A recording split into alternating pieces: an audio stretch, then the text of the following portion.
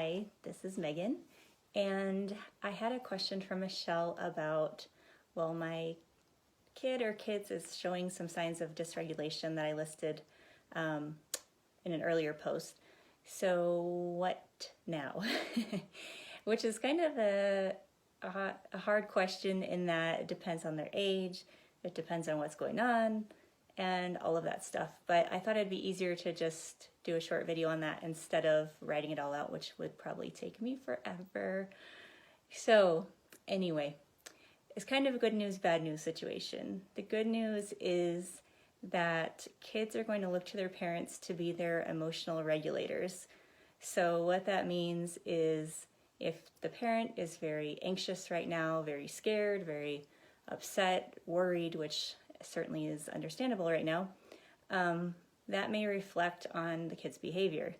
So that could be in the bad news category.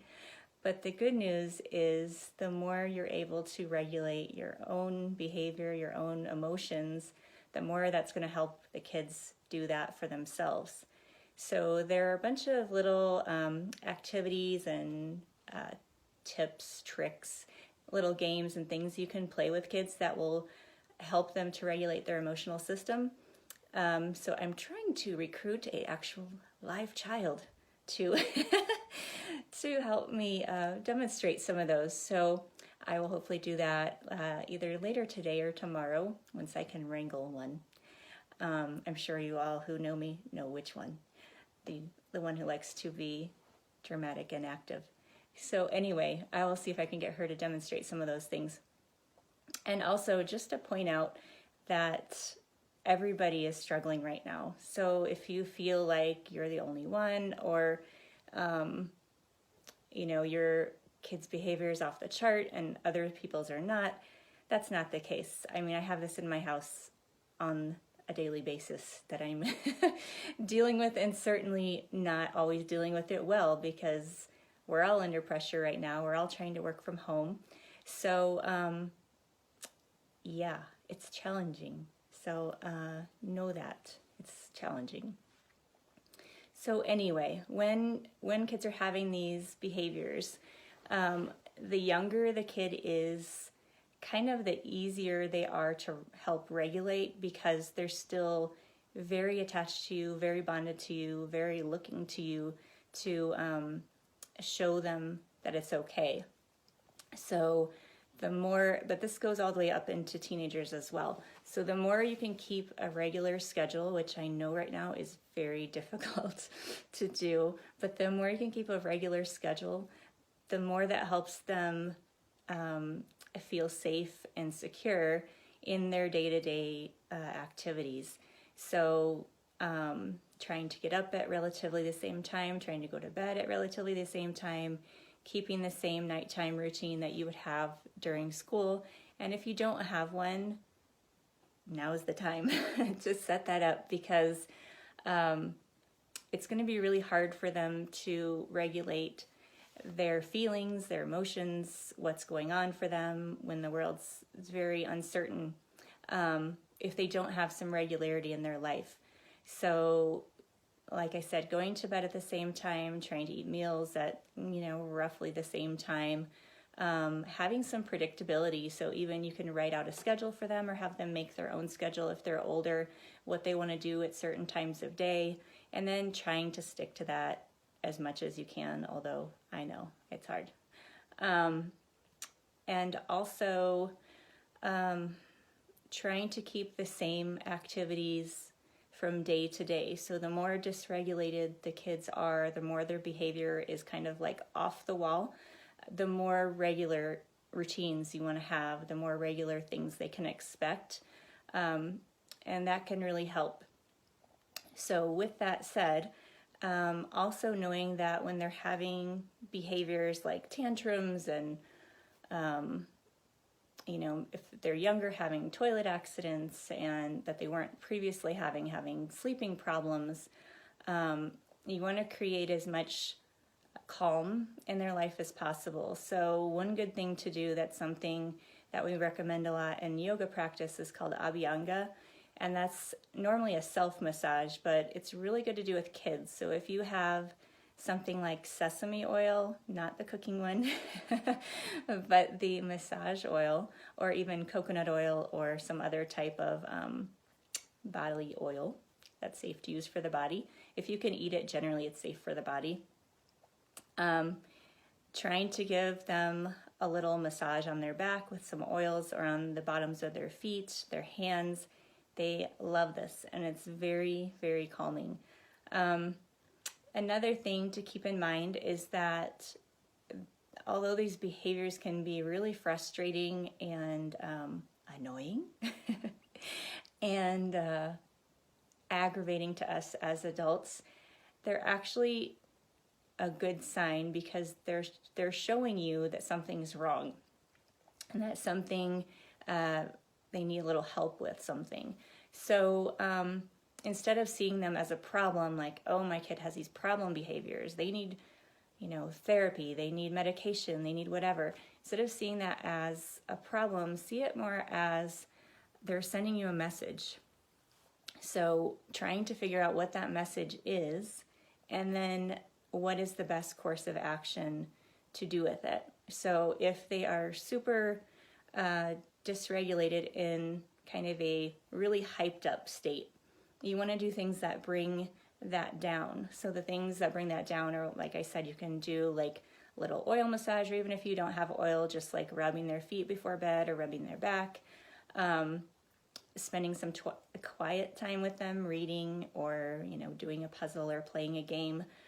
But kind of where we make a mistake a lot of times is they're acting really kind of crazy and off the wall, and we try to say like, calm down, sit down, whatever. But you have to get that energy out at the level they're at first before they're going to calm down. So that's what I'm going to recruit my child for, to show you some things you can do to get that energy out in a safe way, so that they are able to calm down.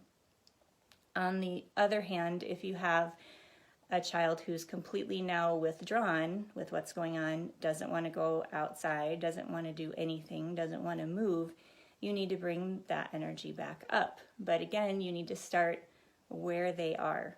So you don't want to be like, hey, let's go outside, let's go for a bike ride. And they're just like, they don't want anything to do with that, because that's not where they're at.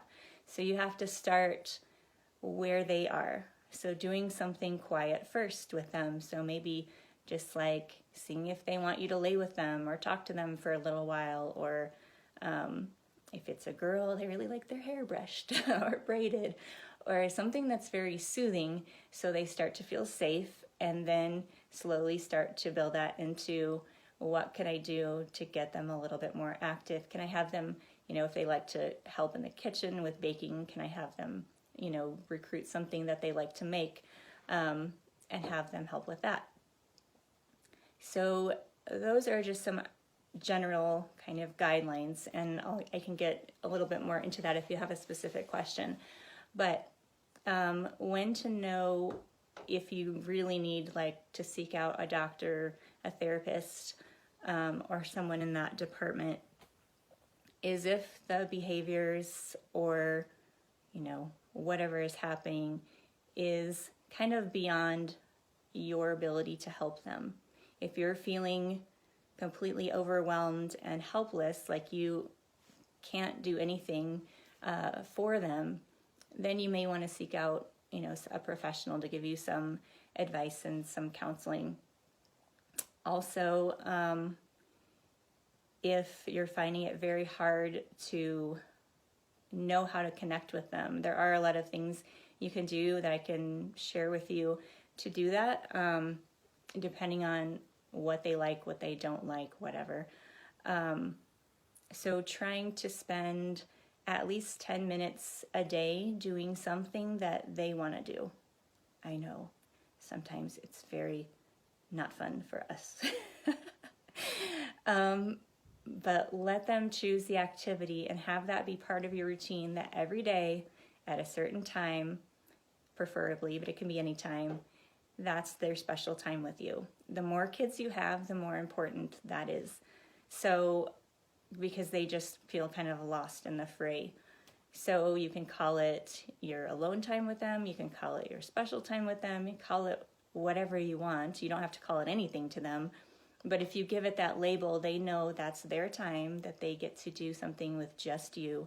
You don't have your phone, you don't have a TV, you don't have other distractions, emails, stuff like that. You're only doing something that they want to do for 10 minutes. And this at times can seem like a lot to us. And at times it can seem like too little, like 10 minutes, like that's it. But really that regularity of that every day is super important right now when they're under a lot of stress, as we all are. So, what was I going to say? So in addition to those 10 minutes-ish, what you want to do is then see if this is like a bathroom accident situation with really young kids. That's super common, even into elementary school kids, that when they get stressed, they will have accidents, they will refuse to go. Sometimes it can get to the extreme where they're smearing feces or peeing and pooping in weird places, like in closets. While that can be labeled as a really bad thing, I guess, in counseling terms, it's really not. They're trying to establish control over something in their life because they feel like they don't have any control.